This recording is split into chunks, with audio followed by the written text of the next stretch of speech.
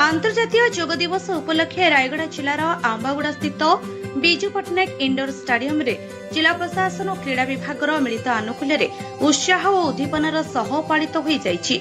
एही अवसर में अतिरिक्त जिलापाल साधारण श्री नवीन नायक, एसडीसी अध्यक्ष श्री विद्याधर सावर, एसडीसी उपाध्यक्ष श्रीमती मंजुला मीनाका, जिला क्रीड़ा अधिकारी श्री शेख आलनूर, भारप्राप्त जिला सूचना और लोक संपर्क अधिकारी श्री देवराज टाकरी एवं भारप्राप्त जिला शिक्षा अधिकारी श्री भजनलाल माझी प्रमुख उपस्थित रही योगर गुरुत्व उपरे मत व्यक्त करथिले।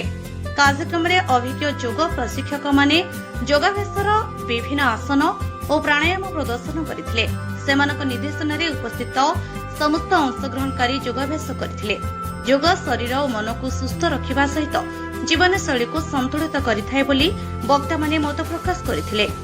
एही जिलास्तरीय उत्सव में भारतीय मजदूर संघर सदस्य, योगगुरु, विभिन्न विद्यालय और महाविद्यालय छात्र छात्री, क्रीड़ाविद, समाजसेवी, स्थानीय जनसाधारण तथा विभिन्न वर्गर प्राय 500 जन लोक अंशग्रहण करथिले।